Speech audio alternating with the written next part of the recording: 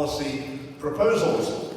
This is what happens at party conferences, I'm told. That's what happens to all the others. So, we've got a couple of policy proposals to put to you today, and they're both policy proposals where I genuinely don't know what the best way forward is. I genuinely don't know. It's not that we've come here thinking, yeah, it's obvious we're going to do that, so we'll make them feel like they're having a say, and then we'll do what we thought in any case. I really don't know the answer to these questions, so I'm looking forward to the insights that you can write down for us in the coming 40 minutes or so.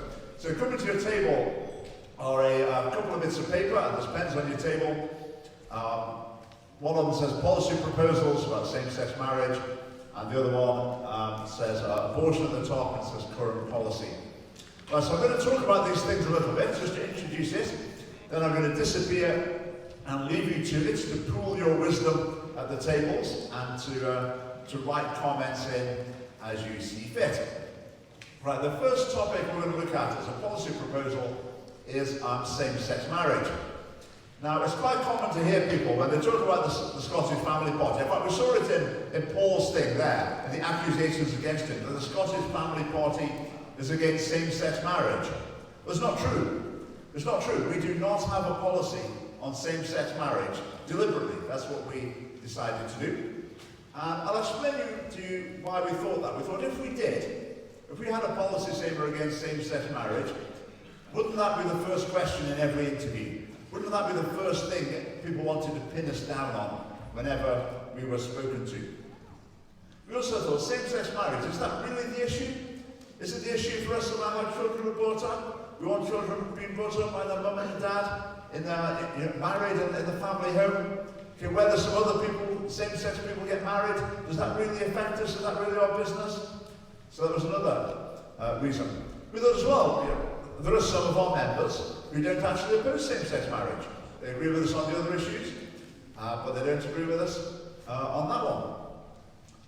Now, what's the problem with that policy? One of the problems with that policy is, you might have heard me sometimes having a go at the Conservative Party. Well, you've probably heard me having a go at the Conservative Party lots of times. But one of the things I criticise them for is this.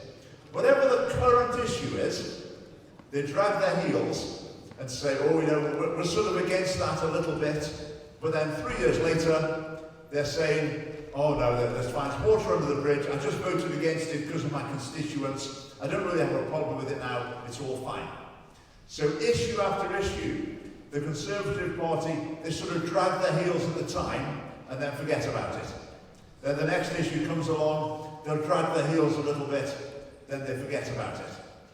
And I've criticised them and said that's being unprincipled. If you're against something 1 year, you should be against it in 10 years' time as well. You shouldn't be saying, oh, we'll forget about that. That's all wrong.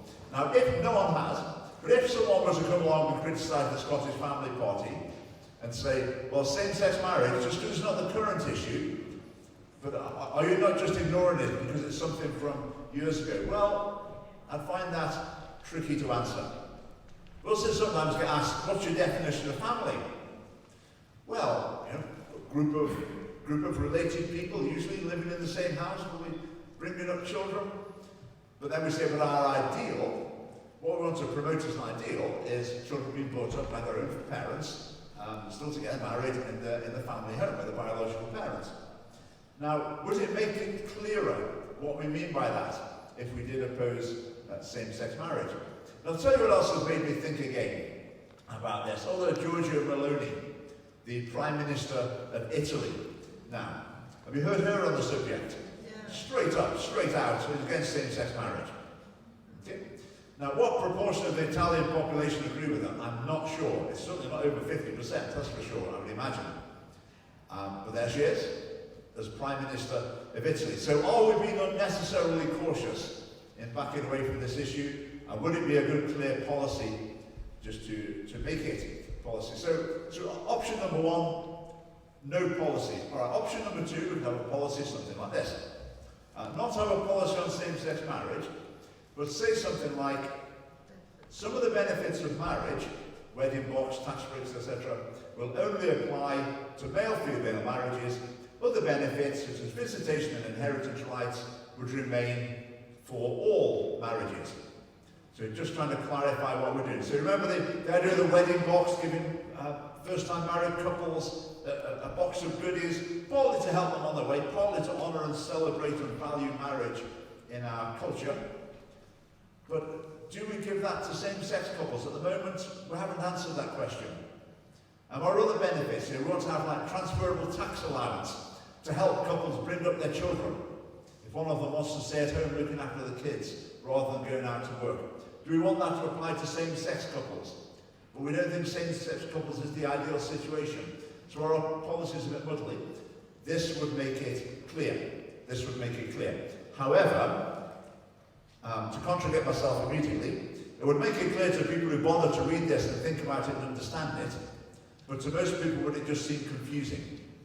That they're okay with same-sex marriage, but they're saying it doesn't mean the same thing, and some heterosexual married people get these benefits, but same-sex married people don't get these benefits. Is that just too confusing as a policy? Might some people think that makes perfect sense, other people think that makes no sense. I don't understand it. Right, option number 3, a new policy, something like this is just a start. We would repeal the Marriage and Civil Partnership Scotland Act 2014 in order to maintain the definition of marriage as a union of one man and one woman, the ideal foundation for family life. Existing same-sex marriages would remain legal, but some of the benefits associated with marriage would no longer apply. Other benefits, such as visitation and inheritance rights, would remain available through civil partnerships. If we made that our policy, it would be more controversial. We'd maybe get some more attention from that controversy. Generally, attention is good. It gives a clear message, and in terms of family structure, it gets to the heart of the matter in a very straightforward manner. Right, and that's as far as my thinking goes, and I don't know the answer. I used to be a maths teacher. I always did know the answer to the questions I was asking in classes when I was a maths teacher. But this one, I really don't know what the best way to go is. So in a moment, I'll invite you to discuss on your table. Maybe the whole table's too big a forum. Discuss with the 2 or 3 people around you. Write down some thoughts. And I've also got the pro-life policy. I'll be much quicker on this one. So where it says, the current policy, that side of the paper, it's got the current policy there. You can write in comments as you wish. But on the other side is a paragraph from the current policy, then underneath it is a suggested change to it. Because the tricky thing with abortion policy is how do you deal with the difficult cases. So is it best to say, we're going to leave those out of the policy? Is it best to say, well, we oppose abortion except in extreme cases, and be a bit vague about what the extreme cases are? Or is it best to try and lay out what the extreme cases are? Again, the same sort of questions apply. So I'll leave you, again, if you have time, if you finish with the same-sex marriage, your thoughts about that would be appreciated as well.